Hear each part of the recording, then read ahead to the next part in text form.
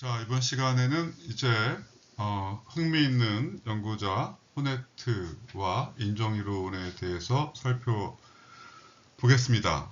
학교와 교실은 서로 이제 인정받고 싶어 하고, 그리고 그 긍정적인 자아 정체성이 확립되어야 하는 시기이기 때문에 이 인정이론은 굉장히 흥미있고 사회를 설명하는 데 효과적인 이론이라고 볼 수 있습니다. 자, 저자는 인간이 사회 조직 내에서 무시를 이제 받거나 부정당한다면 그것은 개인에게 계속된 일인가, 아니면 사회와 관련된 일인가, 병리현상인가, 또 회사에서 해고된 노동자는 능력 부족으로만 보아야 되나, 아니면 사회에서 충분히 인정구조, 사회의 인정구조와 관련된 것으로 보아야 되나, 또 집단 따돌림 같은 경우도 개인 책임이냐, 아니면 그 도덕적 규범과 그 가치 기준이 인정 기준이죠. 인정 구조가 이것을 초래했느냐 등 이제 계속 이제 질문을 하고 있는 거예요. 최근에 뭐 얼마 안 됐죠. 아주 최근에 그 하버마스 교수가 이제 사망을 하게 되면서 한국에서도 하버마스가 이제 세계적인 철학자이기 때문에 비판 이론가 이제 프랑크푸르트 학파라고 하죠. 독일에 여기 나와 있구나.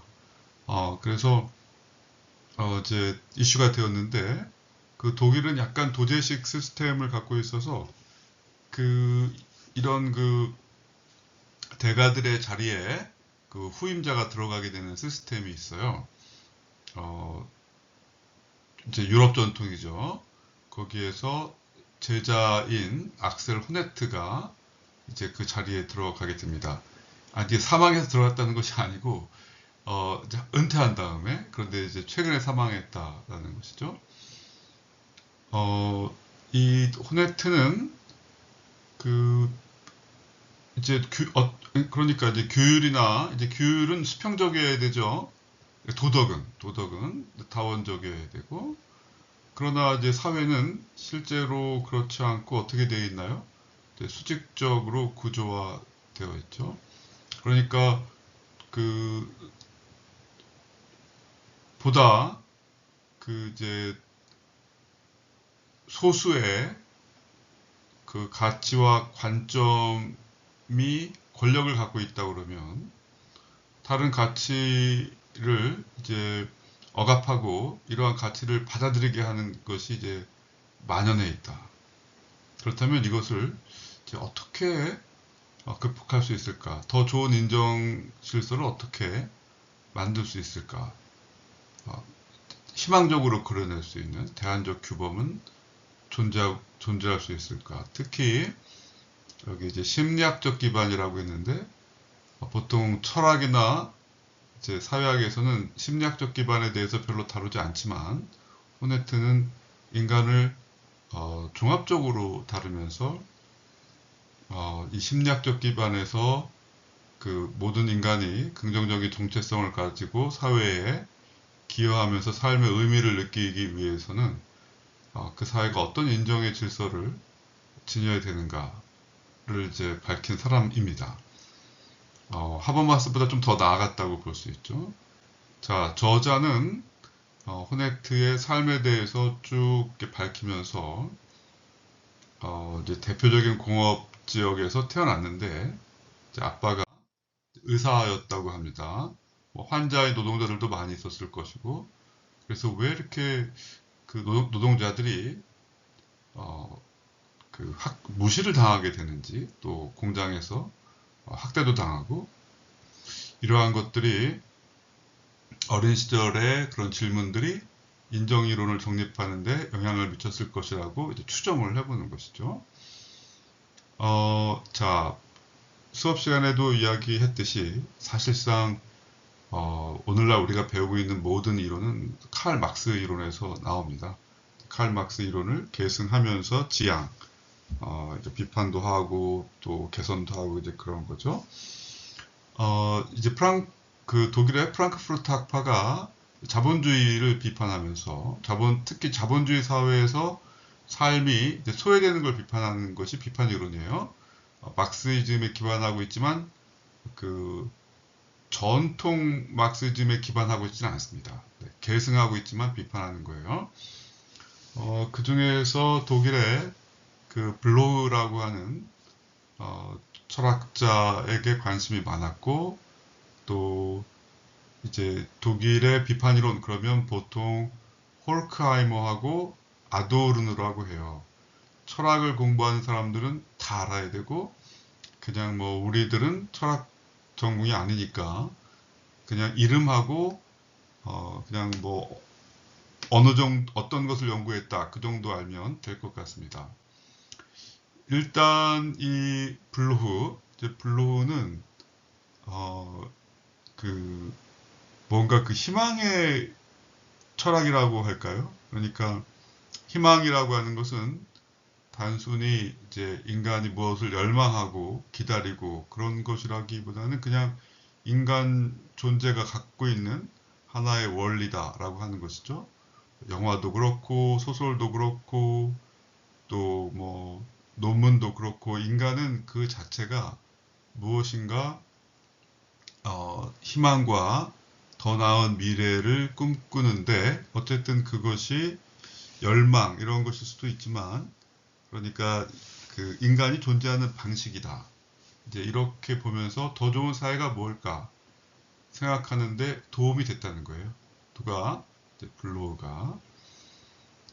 여기 나왔죠? 그리고 이제 그리고 이제 그 호르크하이머하고 아도르는 이제 비판 이론. 그러니까 뭔가 하면 이성주의. 인류가 그 이성을 통해서 뭘 극복하려고 했나요? 중세의 미신이나 또 이제 뭐 무지 뭐 이런 것을 이성을 통해서 극복하려고 했죠. 그러나 이제 2차 세계대전, 1, 2차 세계대전이 이제 있고 뭐 서로 뭐 그 전쟁을 통해서 참혹하게 삶이 망가지고 또 히로시마의 원자폭탄이 투하되고 그러면서 그 이성에 대한 반성이 일어나요.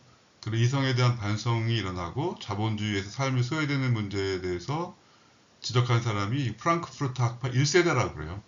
그 정도는 조금 외우면 좋아요. 그 사람들이 누구냐? 홀크하이머나 그 아도르느 같은 사람이라고 볼 수 있습니다.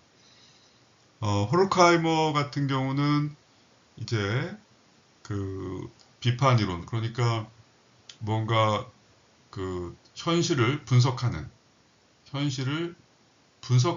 것이 아니라 그것을 이제 분석을 통해서 비판하고 해방의 가능성을 여는 거죠. 어떻게 해야 우리가 더 좋은 사회, 인권이 더 그러니까 억압으로부터 해방될 수 있는 인권이 신장되고 민주주의가 발전할 수 있는 그런 이론을 만들어 나가자라고 하는 게 이제 비판 이론인데 그렇지만 이제 아도르노 같은 사람들은 뭐랄까 그, 단순히 그러니까 희망을 만드는 것에 대해서 그것이 하나의 이데올로기다라고 얘기하면서 지금 자본주의 사회는 총체적으로 지금 왜곡된 삶인데 특히 뭐 영화라든지 TV라든지 이런 문화 산업은 그냥 인간을 수동적 주체로 만드는 것 뿐이죠. 그러면서 자꾸 그 변증법, 정반합, 그러니까 모순을 통해서 더 좋은 사회가 된다고 그러는데, 그런 것이 아니라, 삶의 고통, 또 왜곡, 이런 모순, 그 자체에 대해서, 이제 우리가 집중을 해야 된다. 그러니까 긍정적이고 희망적인 것이 아니라, 부정적인 것을 우리가 놓치면 안 된다. 분석해야 된다. 이게 이제 주로 그 아도르노예요. 그 사람이 네, 부정변증법이라고 해서 벌써 어려워지기 시작하죠. 일단 이 정도로 하고 수업 시간에 더 자세하게 설명을 하도록 하겠습니다. 자꾸 듣다 보면 이해가 되죠. 자, 다시 정리할게요. 이런 비판 이론은 그 이성에 대한 반성으로 나왔다. 그 중에서 특히 가장 그 부정성 중심의 그 부정성 중심의 부정변증법을 이야기한 사람이 이제 아도르노인데 이 사람들이 이제 1세대죠. 그러나 하버마스는 이제 그렇게 하면은 뭔가 뭐 비관적이고 분석만 하고 비판만 하고 뭔가 새로운 가능성이 없죠. 그래서 이제 이들을 좀 비판합니다. 하버마스가. 이들을 비판하고 그래서 이제 2세대 프랑크푸르트 학자라고 하죠. 호네트는 이 하버마스의 이제 제자라고 합니다. 호네트는 뭐 베버라든지 파슨스는 좀 구조기능론자고 뭐 또 푸코라든지 엄청나게 많은 연구를 했다 그럴 뜻이죠. 그러면서 뭔가 이 주로 철학자들이고 또 그 사회학자가 없었다. 그러니까 이제 뭔가 사회학적이고 심리학적인 그런 과학적인 그 기초가 좀 약하지 않았나라고 이제 비판을 하면서 하버마스로 대표되는 2세대에게 배웠지만 여전히 하버마스도 철학자고 사회학적인 결함을 가지고 있지 않나 이렇게 얘기를 한 거죠. 그러니까 그 뭐가 현실에 천착해서 분석하려고 하는 것이 좀 부족하지 않았나? 또 푸코에 대해서도 연구했죠. 푸코가 권력에 대해서 계속 연구하지만 푸코는 되게 이제 미시적 권력이라든지 또는 뭐 임상의학의 탄생 이런 책에서는 이제 어떻게 그러니까 굉장히 그 미시적인 거 해요. 또 감옥 감시와 처벌 같은 데에서는 감옥에서 어떻게 신체가 그 합리성에 의해서 훈육되는지 이제 그런 거 하고 그래서 뭔가 굉장히 지엽적인 걸 연구하거든요. 그러니까 칼 막스는 너무 구조주의고 또 너무 거대 담론이고 푸코는 또 너무 미시적이고 그렇죠. 그래서 뭐 푸코의 권력 개념으로도 뭐 내가 지금 하려고 하는 것을 설명하기가 쉽지 않다. 사회 갈등과 투쟁, 이제 인정 사이에 투쟁에 주목하고 싶었거든요. 지금 인정의 문제다 이렇게 봐요. 그런데 이러한 인정 문제를 처음 얘기한 사람은 헤겔이에요. 그 인정 투쟁이라는 말을 헤겔이 가장 먼저 헤겔이 한 말이에요. 그래서 우리가 보통 호네트 그러면 이제 헤겔을 다시 현대적으로 재해석한 사람이라고 하죠. 그래서 헤겔을 알아야 되는데 이제 헤겔의 초기에 인정투쟁 이런 말이 나와요. 근데 이제 저도 지금 철학자가 아니기 때문에 철학 전공자가 아니기 때문에 이제 그 여기에서는 그냥 너무 깊이 들어가진 않고 이제 명확하게 이해하되 그 대략적인 선에서 정리를 하고 넘어가도록 하겠습니다. 헤겔은 결국은 우리가 자아라고 하는 것은 혼자 살 수 없죠. 오직 타인과의 관계, 특히 타인이 나를 어떻게 보느냐에 따라서 자기 의식이 생기는 거죠. 민족도 마찬가지고. 그러나 이러한 인정이라고 하는 것은 누가 그냥 자동적으로 인정해 주는 게 아니고 투쟁해서 얻은 것이죠. 그래서 유명한 주인과 노예의 변증법 이런 것을 얘기하면서 이제 그 노예지만 사실은 노예들이 직접 노동하고 일하고 그러면서 거기에서 그 능력이 생기고 주인은 그것을 통제하고 관장하는 것 같지만 주인이 이제 힘을 잃는 거죠. 그래서 역사적으로 어떻게 노동계층이 스스로 이제 능력과 힘과 이성을 발전시키면서 인정을 확대해 나가는지 그런 것을 설명한 게 헤겔입니다. 아주 옛날이죠. 헤겔은 그것을 현대적으로 다시 발전시킨 것이고 어떻게 그러니까 인정의 질서가 결국은 이게 좋은 규범이야. 우리는 이런 인정 질서에서 살아야 돼. 이렇게 사는 것이 도덕적인 삶이야. 나는 이렇게 그런 식으로 살고 싶어. 동기.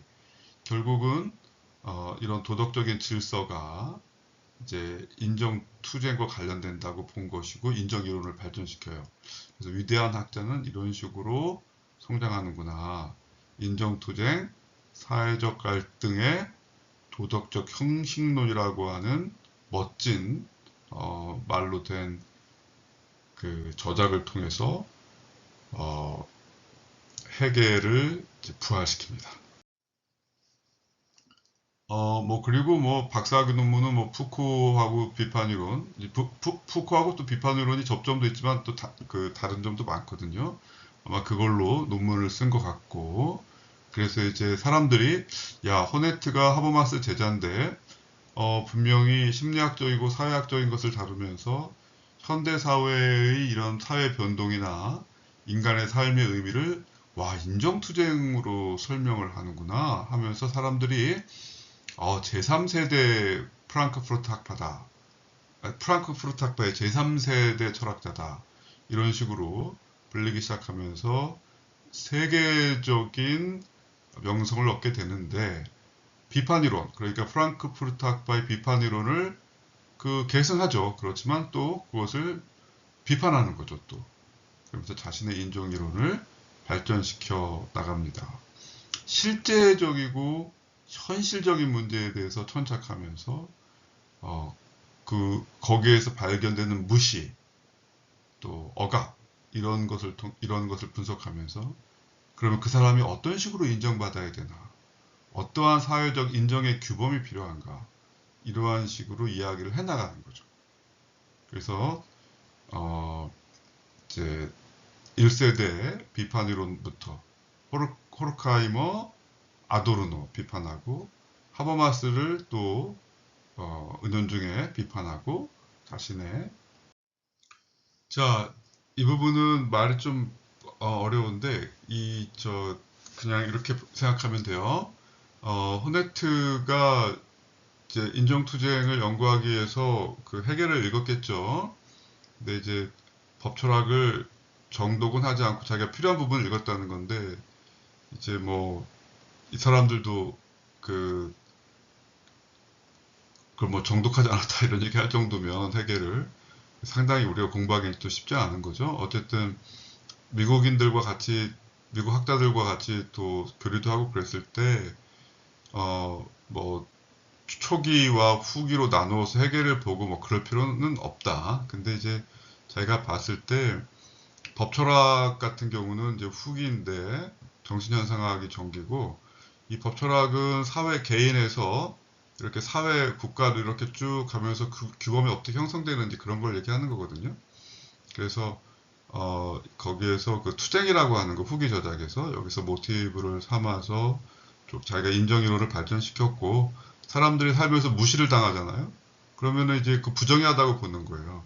그래서 분노도 생기고 그 분노라는 게 감정이 아니라 감정이지만 도덕적 어떤 한거 같은 거예요. 그래서 거기에서 해방이 되고 발전하고 사회가 하나의 구조를 발견하고 싶었다 그런 것입니다.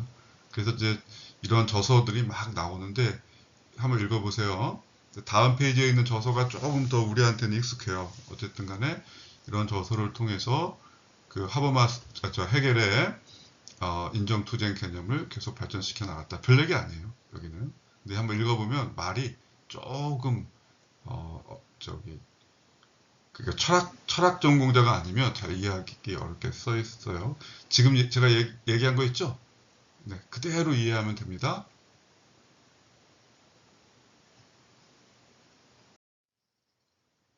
자, 최근에 나온 책 중에는 무시, 그 다음에 우리 안에 나, 그러니까 나라고 하는 존재는 타자들의 집합인 우리 속에서 있는 것이기 때문에 이게 이제 그 미국의 그 사회학자 그 미드라는 사회학자 1930년대 40년대 아주 옛날에 활동한 사회학자가 이제 심리학도 이제 그 섞어가면서 설명을 했는데 그것과 굉장히 유사합니다. 이런 책들 한번 읽어보면 좋고 낸스 프레이저 같은 경우는 낸스 프레이저와 그 호네트와 유명한 논쟁이라는 게 있는데 호네트는 모든 것을 인정투쟁이라고 보았고 낸스 프레이저는 이 세 개의 R이라고 해서 인정도 중요한데 recognition도 중요한데 재분배 계급적인 문제,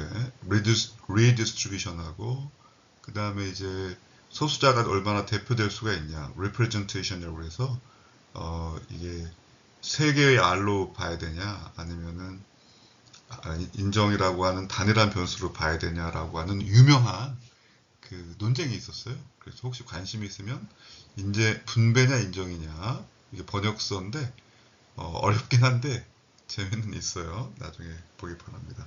자, 이제 본론으로 들어갈게요. 사랑권리연대. 이거는 외우셔야 돼요. 사랑권리연대. 되게 재밌어요. 그래서 인정이라고 하는 것은 이제 주체인 나에 대해서 타인이 그렇게 생각하는구나 라고 하는 것을 내가 인식하는 거. 이게 딱 뭐하고 비슷하냐면은 심리학에서 정체성의 개념과 아주 자, 인정은 영어에서 그 recognition 이라고 이제 하는 거, 그러니까 인정받는 거, 인정해주는 거, 이 단어를 쓰고 있습니다. 결국은 자신의 권리와 또 내가 이제 적어도 어떤 대접을 받아야 되냐 사회에서 뭐 높은 대접, 낮은 대접이라기보다는 정당한 대접, 또 시민으로서의 대접, 인간으로서의 대접 그런 거겠죠. 이런 것이 결국은 그 사회의 규범적 가치죠. 인정 질서죠. 그리고 전 생애에 걸쳐서 이루어지는 심리학적인 거죠. 자아 정체성이니까. 심리학과 사회학과 철학이 여기서 좀 융합돼요. 구성원으로서 존중받아야죠. 장애가 있든 없든 여성이든 남성이든 사실 나이가 많든 적든 다 인정을 받을 수 있어야 되는데 테일러라고 하는 학자가 있어요. 이제 그 영어권에서. 근데 이 사람도 이제 유명한 학자예요. 한번 읽어보시면 재밌어요. 인정의 정치학에 대해서 이야기했는데 어쨌든 호네트가 훨씬 더 해결식으로 이걸 더 집대성하게 됩니다. 다만 여기 아까 얘기한 프레이저도 그렇고 테일러도 그렇고 호네트도 그렇고 당대의 유명한 정치 철학자들이 지금 인정 문제를 다루고 있습니다. 그래서 이제 그 고통받는 호네트는 일상에서 고통받고 있는 주체들이 있다. 드러나지 않는 다양한 고통들이 무시 때문에 그렇다. 그것을 논의의 장으로 이제 끌어낼 필요가 있다라고 주장을 합니다. 그래서 호네트는 결국은 그 어떤 공동체가 윤리적으로, 도덕적으로 발전한다는 얘기는 인정의 질서가 좋아진다는 거예요.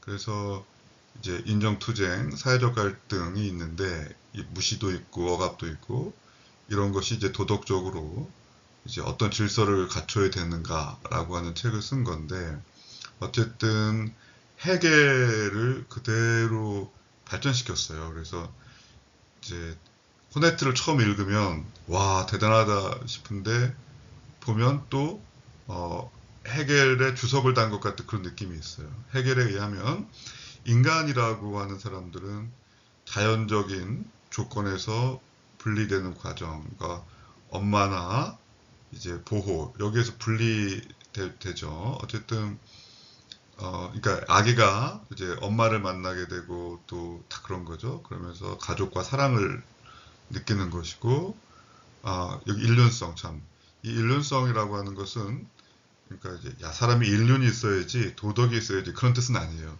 여기서 일륜성은 인간이라고 하는 존재는 어떤 존재인가라고 보면 돼요. 두 번째는 우리가 다양한 뭐 취직을 한다든지 학교를 다닌다든지 이런 건 계약의 형태로 볼 수 있죠. 거기에서는 뭐 교환 관계, 그러니까 내가 남의 권리를 인정하고 내 권리를 인정받고 그런 거죠. 세 번째는 명예를 둘러싸고 벌어지는 투쟁이라고 했습니다. 인간은 결국은 내가 이 사회에서 어떤 존재인가 거기에 기여하고 또 기여에 대해서 인정받고 결국 그런 명예를 추구한다는 거거든요. 이게 사회적 연대라고 보았고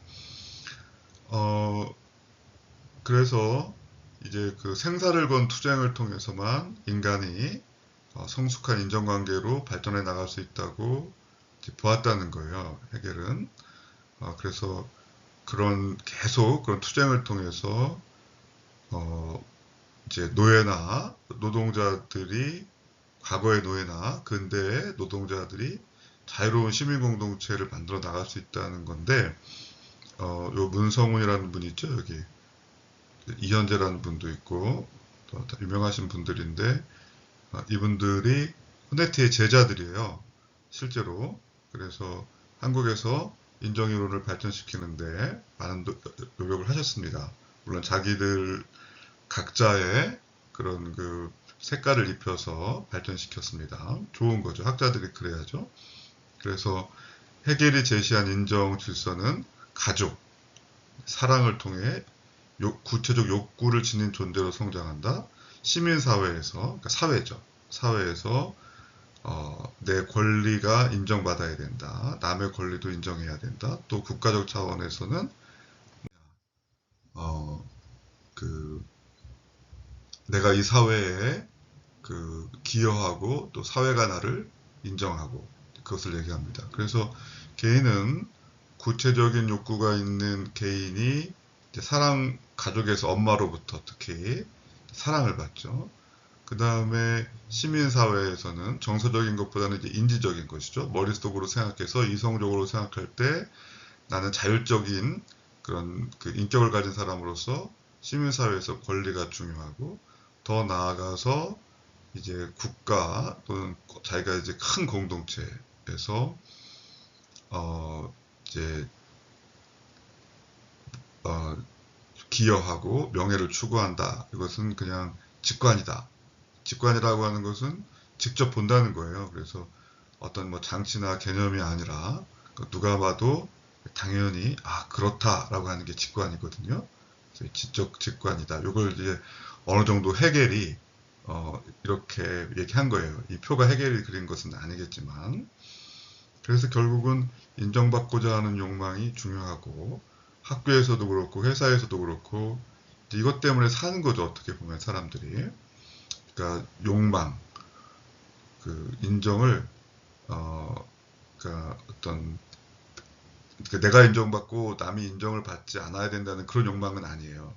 그게 아니라 어쨌든 인간은 결국은 인정의 동물이다라고 하는 것이죠. 여기까지는 이제 헤겔이고 헤겔은 이제 상호 인정이 중요하다고 보았죠. 그래서 그 호네트가 심리학과 최근 사회 이론, 헤겔은 옛날 사람이니까 이것을 인정 윤리로 발전시켰습니다. 그래서 먼저 첫 번째는 친밀한 가족관계 안에서 원초적인 욕구와 감정이 사랑을 통해 이제 충족되어야 된다. 이것은 헤겔이 얘기한 것이지만 호네트가 이제 이후에 심리학자들의 논의를 섞어가면서 뭐 헤겔을 정당화하기도 하고 자기 이론을 펼쳐가는 거죠.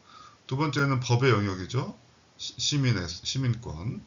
그래서 공동체의 권리와 의무. 내가 세금을 냈으니까 인정받아야 되고 또 누구나 또 세금을 내야 되고 질서를 지켜야 되고 이러한 것들은 이제 자존감이 여기서 형성되는 거예요. 그래서 재밌어요. 자신감은 사랑이 충족되었을 때, 그 다음에 이제 자존감, 그 다음에 이제 내가 사회에 기여하고 군대를 갔다 왔다 또는 뭐 내가 뭐 한국 사회에서 공장에서 뭐 포항제철에서 열심히 일해서 한국의 그 산업 역군이 되었다. 뭐 이런 것이 다 인정이죠. 또 한국전쟁에 참여했다 이런 과거의 노인들 이런 것도 다 중요한 그 상호 연대입니다. 그래서 그것을 다 내의 공로를 인정받음으로써 뭐가 생기나요? 자긍심이 생기죠. 그래서 요게 자신감, 자존감, 자긍심의 형태로 간다. 결국 이걸 갖고 사람이 살아나가는 것입니다. 그래서 이제 무시받거나 인격적 침해가 있으면 화가 나는 거죠. 그런데 뭐 노예제도 그 조선시대 노비가 뭐 무시당했다고 도덕적 손상을 많이 받을까요? 받겠죠. 왜냐하면 인간은 그런 직관이 있으니까. 그렇긴 해도 사회가 크게 발전하지 않으면 그 이제 이러한 훼손이라고 느끼지 않죠. 그러나 사회가 발전하면서 이러한 훼손이 어떻게 도덕적 발전을 저해할 수 있나. 그 개인이 무시당함으로써 인격이 어떻게 파괴될 수 있나. 이런 것에 대해서 후네트가 관심을 가졌다는 것입니다. 그래서 이걸 보면 인정 방식에서 정서적인 거, 인지적인 거, 사회적 가치 부여 이 형식이 해결하고 굉장히 비슷하네요. 그렇죠? 그 다음에 사람 권리 연대 이건 이제 호네트의 이야기고 그래서 이 정도는 외워야 된다. 사람 권리 연대 그 다음에 이것이 이제 뭐라고 그랬어요 아까? 자신감, 자존감, 자부심으로 이거는 이제 그래서 무시의 형태 이제 누구한테 맞거나 그러면 안 되는 거죠. 학대를 당하거나 또 권리가 부정돼도 안 되고 학교에서 학생들이 어떤 학생들에게는 굉장히 우호적으로 해주고 어떤 학생들을 소외해서는 안 되는 것이죠. 그다음에 이건 모욕을 줘서는 안 되는 것이고 그래서 요 그림이 다른 책에도 많이 있어요. 비슷한 그림이 이제 이것만 익히면 되는 건데 상당히 뭐랄까 호네트는 이제 뭔가 체계적이죠. 네. 체계적이고 간단한 표를 이야기하기 위해서 굉장히 길게 얘기하는 것입니다. 제 체계를 갖추기 위해서 철학적인 체계를 갖추기 위해서 재미있죠. 네. 앞부분은 힘들었지만 이제 여기까지 오면 왜 앞부분이라고 하는 베이스가 이 이야기를 하기 위해서 필요했구나. 축구할 때 골키퍼에서부터 요즘에 빌드업 하듯이 지금 한 미드필드까지 충분한 빌드업을 통해서 온 것이라고 볼 수 있습니다. 자, 그래서 어렸을 때 그 학대를 당하거나 방임이 굉장히 안 좋은 거죠. 왜냐하면 인간은 본성적으로 자기 이제 몸이 내 몸이 지금 보호받지 못하고 누군가에게 내맡겨져 있다 이런 느낌을 받으면 내가 내 몸을 내 신체의 주인이 아니다 라고 하는 생각이 들겠죠. 자신감을 이제 잃는 거죠. 상당히 큰 문제인 거죠 이게. 의식 속에도 들어가고 무의식 속에도 들어가고 그래서 결국 인간은 정서적 배려 이제 사랑과 우정 이제 사실 인간이 이제 저도 살아보니까 인간이 참 취약한 존재예요. 사랑과 우정이 굉장히 중요하고 그래서 이게 이제 자신감과 관련이 되는 것이고 그래서 이게 이제 충족이 돼야만 나와 세계와의 관계를 형성할 때 내가 자율적이고 능동적인 사람이 되는 거죠. 어렸을 때 사랑을 많이 받은 사람이 능동적이고 자율적인 존재가 되는 것입니다. 그러니까 호네트가 철학자인데 심리학적인 얘기를 많이 하고 그러는 거죠. 그러면서 이제 사회로 나아가는 거예요. 사회로 나아가면 내가 하기 싫은 일을 남에게 요구해도 안 되고 나도 아니 네가 하기 싫은 일을 왜 나한테 요구해? 라고 생각할 수 있는 정당성을 요구하게 돼요. 내 권리를 그런 것들을 내가 정당한 권리를 인정을 못 받으면 이제 이건 잘못됐다라고 이야기할 수 있어야죠. 그래서 권리의 차원으로 넘어갑니다. 권리를 부정당하면 어떻게 되냐? 배제를 겪죠. 그러면 내 판단은 인정을 못 받는 거죠.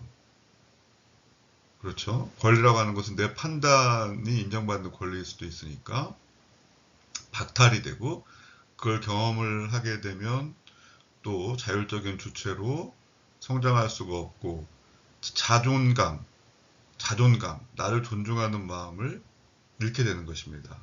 self respect라고 합니다. 여기서 앞에는 self confidence라고 하고,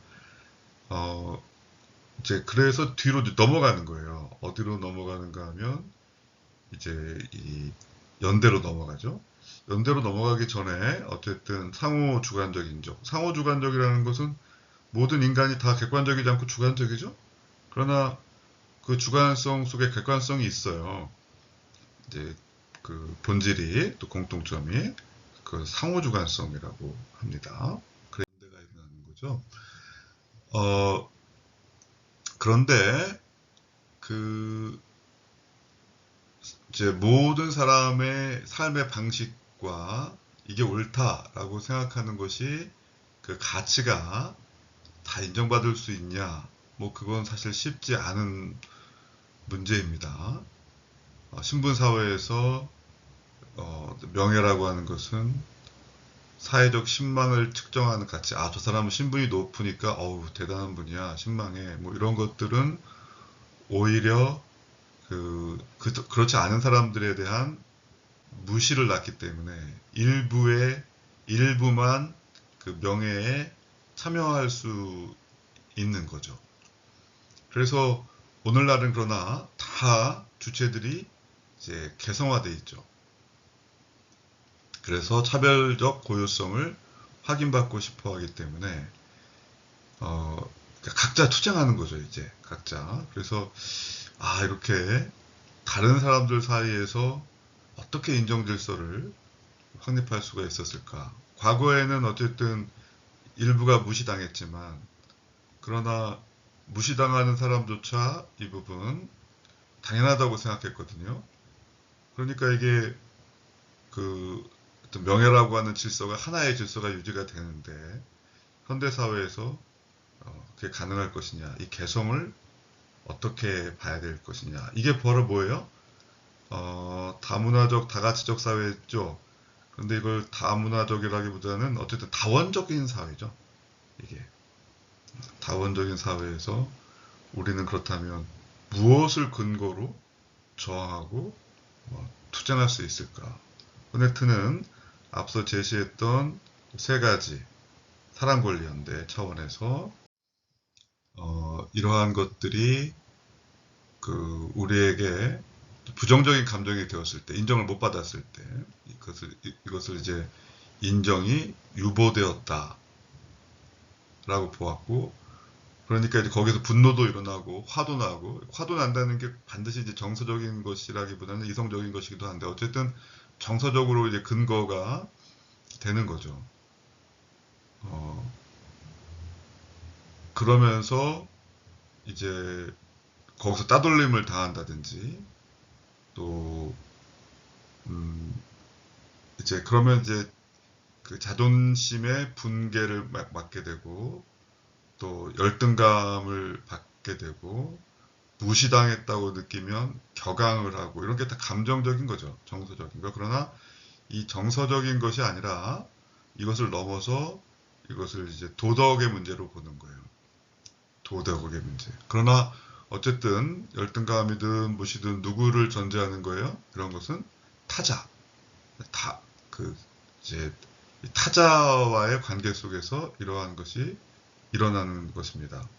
그래서 이러한 불의를 경험하게 되면 화가 나고, 결국은 어쨌든 이 모든 것이 인간은 타인의 인정에 의존할 수밖에 없다라고 보는 것이고, 이제 결국은 내가 겪은 감정은 이제 객관적이라기보다는 주관적인 건데, 어쨌든 저항의 동기가 여기서 나오는 거죠. 그렇죠? 그러나 이 사회 저항 운동은 개인의 그 부정 감정, 이제 뭐 화나는 거 또는 정서적 박탈감 이런 것으로만은 발생하지가 않고 이제 수단이 있어야죠. 저항할 수 있는 수단. 그렇죠? 그래야만 요 무시, 화나는 거 이런 것이 이제 가능하게 되는 거죠. 그렇다면 이제 이 수단은 뭐냐? 이 수단은 이 수단을 이제 이 연대에서 이제 보게 됩니다. 이제 어떤 연대냐? 이런 연대는 막 서로 모여서 으쌰으쌰하고 그런 것도 연대겠죠. 그러나 여기서의 연대는 그 더 나은 사회 질서를 서로 만들어 나가는 사회 상호 주관적인 활동이라고 볼 수 있습니다. 그래서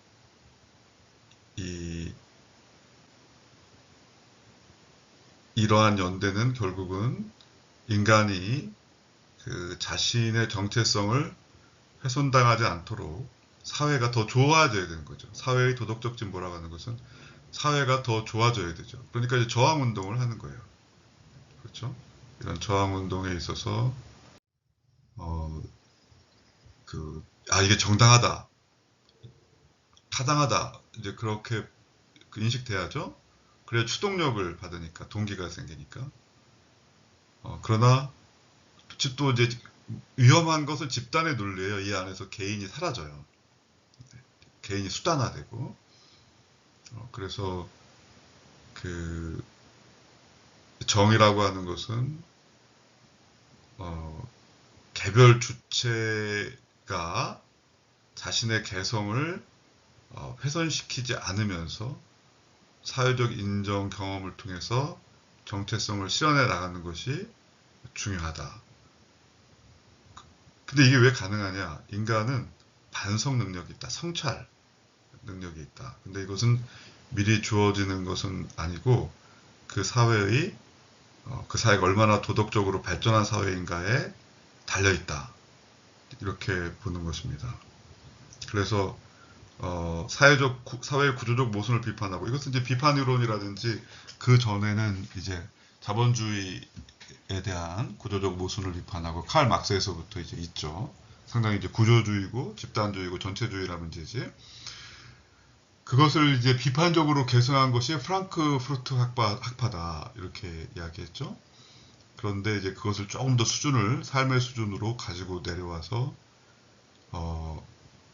이제 내가 이걸 잘하고 있어. 이런 나는 좋은 나야. 또 내가 이렇게 여기에서 우리 이제 이렇게 사회에 기여하면서 내가 그 명예를 얻고 있어. 그 명예는 뭐 우러러 봐야 되는 그런 명예가 아니라 내가 스스로 생각하는 명예일 수도 있어요.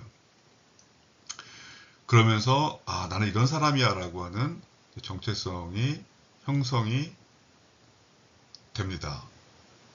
그래서 그러한 이 욕구가 사회적 성격을 갖는 거죠. 개인의 욕구가. 그러면서 사실 투쟁을 하는 거예요. 싸우는 거예요. 저항도 하고.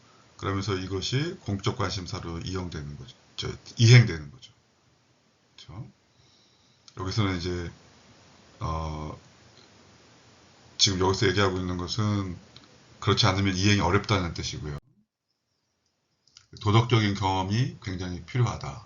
연대를 만들어 나가는. 근데 이런 도덕적인 경험은 나와 사회가 이제 맺는 관계이죠. 사회는 이제 보이지 않는 어떤 것이지만 내가 거기에 계속 의미를 이제 부여하면서 그렇게 보편화로 나아가는 것입니다. 그래서 해겔이 얘기하는 것처럼 개인에서부터 쭉 이렇게 국가와 더 큰 세계 공동체로 이렇게 나가는 것입니다. 그래서 이거는 부정의하다, 불의하다. 이것은 왜 그럴까? 내가 무시를 당하기 때문에 이것이 사회 투쟁의 원동력이다. 지금 이 같은 얘기를 저자가 지금 계속 하고 있기 때문에 이제 이 부분은 넘어가도록 하겠습니다. 그래서 인종투쟁이라고 하는 것은 결국은 사회가 조금 더 윤리적으로 발전하는 것이고, 누구나 사랑권리연대라고 하는 것이 누구한테나 가능해야 되는 것이죠. 근데 그것은 결국은 공동체적 연대를 통해서만 가능한 것입니다. 더 좋은 사회가 됨으로써 또는 더 좋은 사회를 우리가 만들어 나감으로써 그래서 보다 광범위하고 공공 영역의 차원에서 현재 지배적인 질서가 있는데 이 질서가 과연 맞냐? 이 질서 속에서 누구나 인정받냐라고 하는 의문이 제기되어야 한다. 이렇게 얘기하고 있습니다. 그런데 이제 문제는 여기서 자꾸 우리가 인정이라고 하는 말에 대한 오해가 여기서 이제 한번 짚고 넘어가야 돼요. 그래서 이것을 두 차원으로 보는데 인간은 사실은 사회적 지위와 명예를 위해서 투쟁하죠. 그리고 이제 내가 더 열심히 했고 내가 더 똑똑하다고 생각하는데 제가 더 잘 나간다? 제가 더 잘 산다? 그러면 거기 불의를 느끼기도 합니다. 뭐 그것도 일종의 인정투쟁이라고 볼 수 있겠죠. 그러나 그것은 굉장히 그러니까 만인에 대한 투쟁. 그러니까 자본주의 자유경쟁 사회에서 이루어지는 지극히 개인적이고 일상적인 차원에서의 투쟁. 그러니까 내가 더 잘 나가면 남이 못 나가야 되는 차이를 인정받길 원하죠. 자, 그러나 이제 이런 사회, 그러면 만약 이렇다면 호네트가 인정이론에 대해서 이야기할 필요가 전혀 없겠죠. 모든 인간이 주체라면 동등한 권리로서 그러니까 누구는 더 인정받고 누구는 덜 인정받고 그런 게 아니라 불가침성에 대한 상호주관적 조건. 무슨 말인가 하면 상호주관성. 그러니까 내 권리도 중요하면 너의 권리도 중요하고 그래서 더 좋은 공동체로 나아가기 위한 토론에 참여할 수 있어야 된다. 이게 공공의 문제죠. 공적 사안. 그래서 이러한 규범과 가치를 나도 갖고 있고 너도 갖고 우리도 갖고 있고 그들도 갖고 있다. 요 공동체를 만드는 게 진짜 인정이다. 그러니까 지금 여기 인정 1하고 인정 2는 굉장히 큰 차이가 있는 것입니다. 호네트는 당연히 인정 2를 얘기하는 건데 우리가 인정 2를 얘기해도 사람들은 이미 머릿속에 이게 스키마가 이게 있기 때문에 사람들은 잘 이제 2라고 얘기해도 1이라고 듣는 경향이 있죠. 그래서 이제 우리가 2로 생각하는 것이 호네트의 어떤 프로젝트다. 이렇게 볼 수가 있습니다. 그러나 또 동시에 이제 하여튼 뭐 철학자들이라서 계속 따지고 또 따져요. 아무리 뭐 공적 연대 해도 우리가 주체로서 한 인간이 추구하는 자기 실현, 자기 잠재력의 실현, 하고 싶은 것의 실현, 꿈의 실현, 또는 이제 존엄성을 온전히 보장받을 수 있냐. 연대하는데 집단주의에 함몰되지 않고 이성적 주체로서 투쟁할 수 있냐. 이제 물화라고 하는 말을 씁니다. 물화라고 하는 말. 이게 다 사실은 이제 칼 막스에서 왔어요. 수업 시간에 제가 얘기했지만 현대 사회과학이나 인문학은 다 칼 막스예요. 시작이. 물화라고 하는 것은 이제 자본주의 사회에서 노동자가 부품이 되고 물질처럼 된다는 거거든요. 이런 거 물화는 많습니다. 예를 들어서 뭐 처음에 이제 어떤 조직이 이제 상당히 베버의 관료제하고도 또 비슷한 면이 있어요. 같지는 않지만 잊어버리는 거예요. 또 소외, 인간의 본성을 잃어버리는 거, 그거하고도 관련이 있어요. 물화가. 그래서 이제 우리가 사회 구조 속에서 집단주의라든지 또 이데올로기 뭐 여기에 함몰되는 거예요. 그래서 이제 이 물화를 우리가 주의해야 되는 것이죠. 그래서 우리는 사회 구조적 모순과 불의의 상황 속에서도 직접적이고 자유롭고 적극적으로 이제 자신을 드러낸다, 실현한다. 그러니까 구조 속에서 부품이 아니다. 부품이 되면 물화죠. 그렇죠? 자본주의에서 노동자가 물화되는 것처럼 인정투쟁에서 개인이 물화되는 경우가 상당히 많습니다. 그런 것을 이제 저도 옛날에 많이 느꼈어요. 그래서 한 인간이 자기 자신을 먼저 긍정해야 되고, 내가 이거 하고 싶다, 이게 맞다, 이런 것을 가치 있게 받아들여야 되고, 심리적으로 이제 안정감이 있어야 되겠죠. 긍정이니까, 자기 긍정. 다음 시간에 배우겠지만 푸코의 뭐 자기 배려하고도 조금 비슷한 면이 있고, 또 하이데거의 염려라는 말도 비슷합니다. 저는 개인적으로 이 염려라는 말을 굉장히 좋아하는데, 인간이 어떤 존재냐? 염려해요. 사회가 이렇게 되면 어떡하냐? 그 사람은 그렇게 되면 어떡하냐? 특히 이제 염려가 개인에 대한 염려가 아니라 사회에 대한 염려, 인간에 대한 염려. 이제 이렇게 되면 공공의 관심이 있는 것이죠. 싱가포르의 교육 목적에 사회에 대해서 염려가 있는데, 뭐 하이데거를 알고 쓴 건지 그냥 쓴 건지 모르겠는데, 아무튼 싱가포르라고 하는 국가 자체는 그렇게 뭐 깊이 있지가 않은데, 뭔가 그런 캐치프레이즈나 말을 만드는 능력은 좀 뛰어난 것 같다 하는 생각을 한 적이 있습니다. 자, 물화와 염려에 대해서 다 얘기했고, 지금 이 부분은 다 한 얘기예요. 결집하는 수단이 아니다.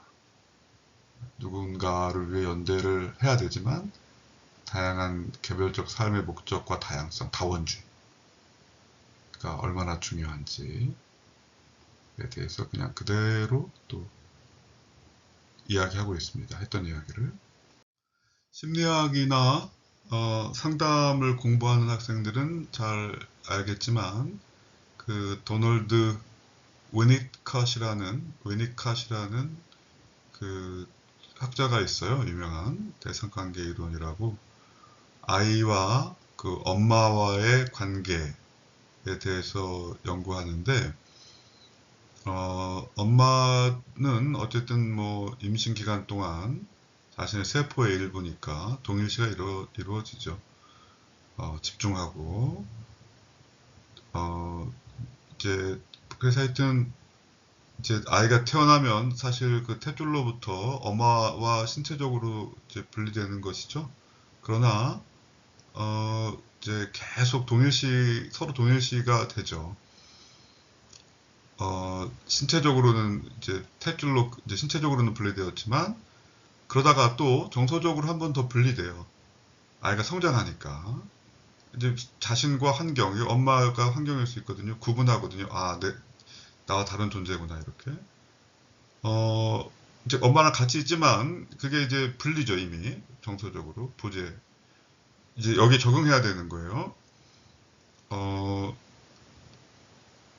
그러면서 이제 공생적 상태에서 분리되었지만,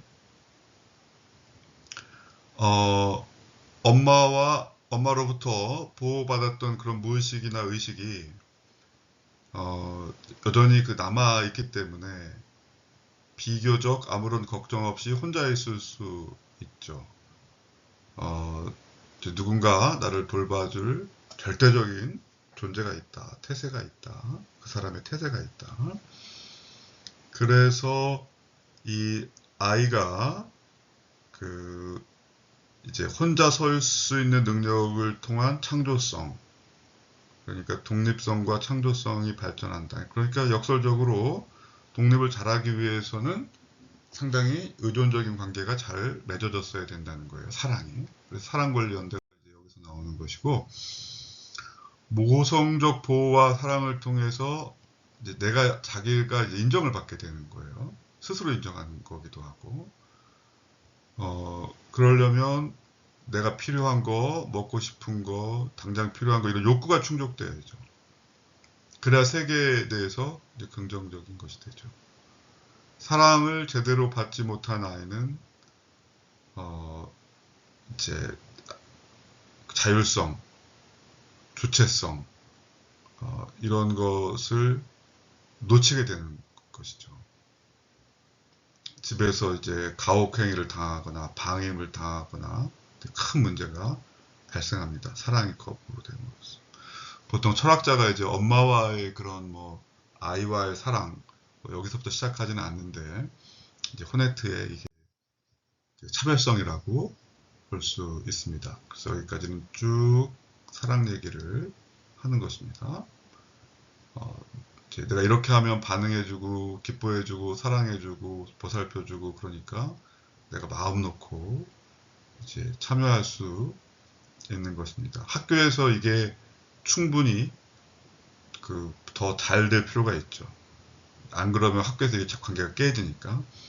그러나 이제 어렸을 때 그러면 사랑을 충분히 못 받은 아이들은 어떻게 해야 되는가에 대해서 뭐 호네트가 다 응답할 필요는 없겠죠. 이 사람이 뭐 상담학자도 아니고 심리학자도 아니니까.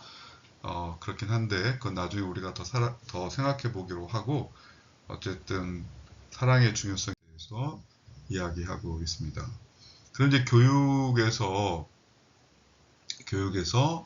이런 가정에서 충분히 사랑받았던 아이들이 학교에서 고립되면 안 된다.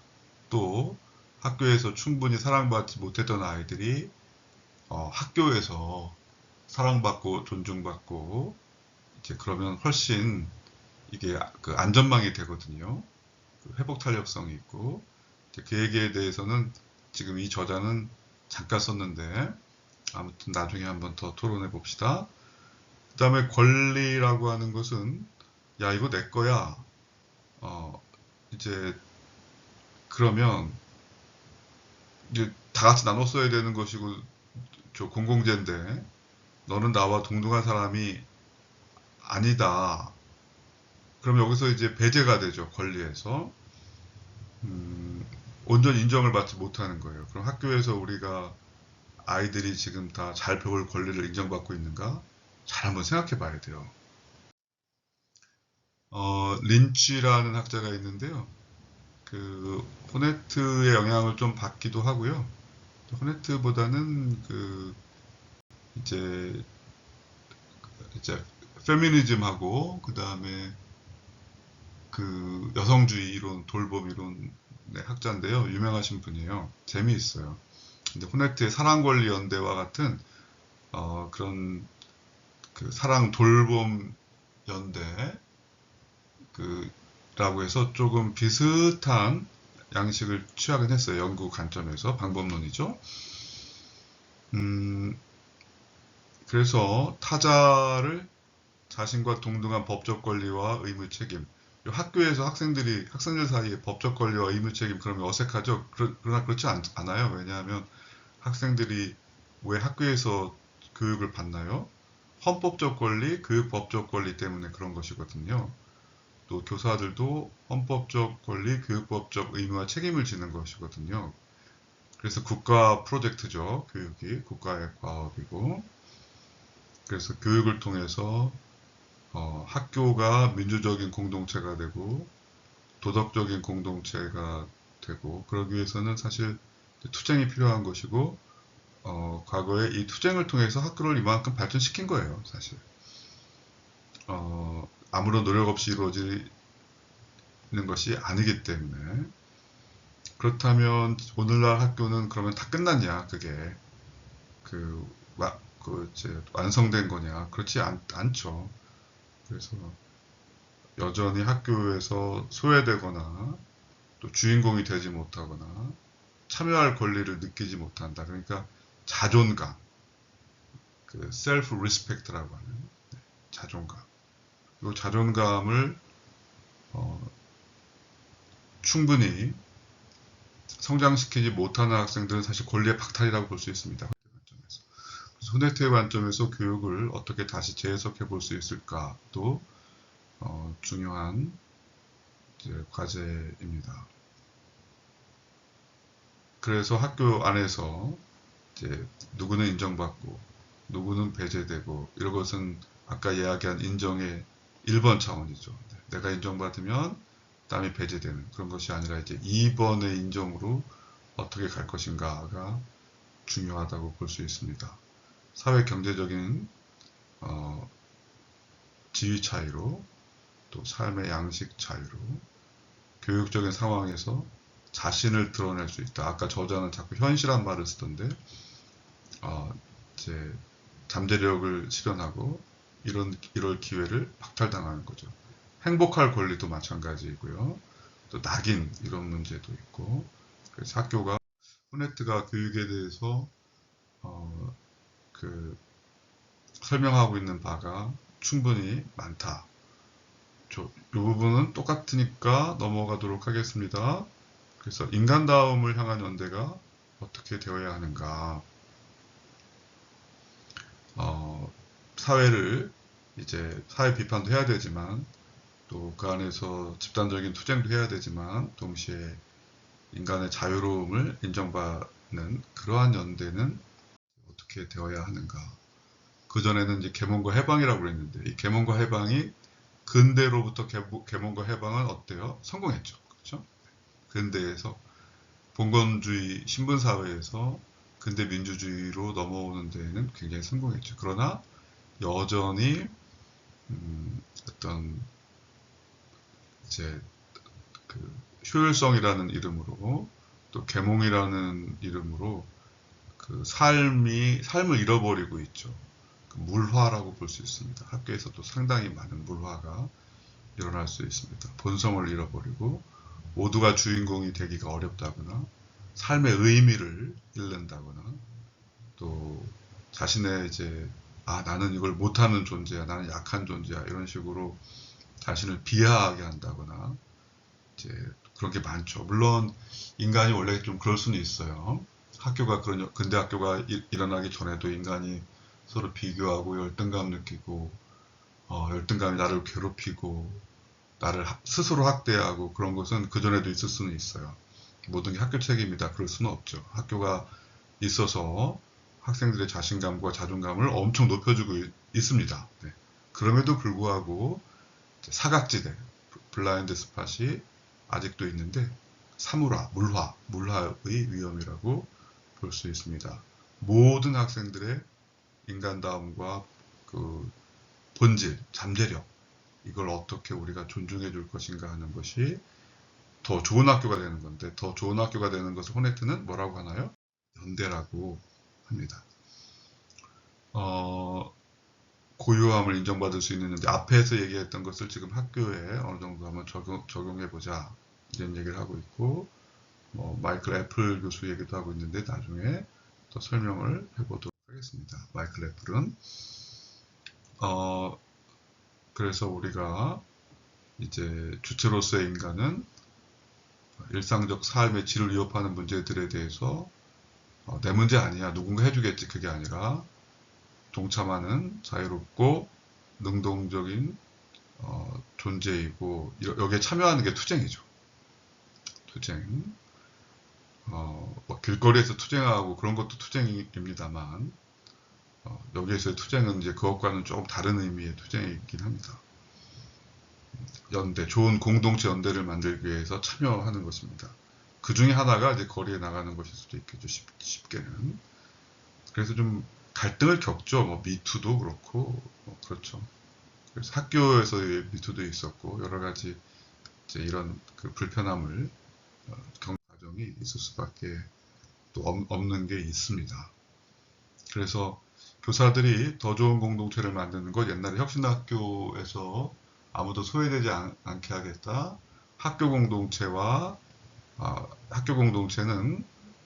더 작은 인간이 이제 잠재력을 실현하는 곳이고 이런 학교 공동체가 사회가 이걸 닮아가면 되는 거죠. 이렇게 그렇죠. 그래서 혁신학교 운동도 그렇고 혁신학교 운동 아니더라도 한국에서 학교를 바꿔보려고 하는 많은 노력들은 사랑, 이 권리, 연대의 틀을 어느 정도 갖고 있다고 볼 수 있습니다. 기계적으로 대입해 볼 필요는 없지만 구조상 비슷해요. 구조적 유사성에 대해서 생각해 볼 필요가 있습니다. 보다 약한 이들을 위한 연대는 뭐고, 교육에서 어떻게 해야 되나 시사점은 여러분이 읽어보면 됩니다. 이 부분은 아주 쉽기 때문에 강의할 필요가 없다고 생각해요. 강의의 목적이 안 맞아서 여기까지 강의를 하고 마치도록 하겠습니다.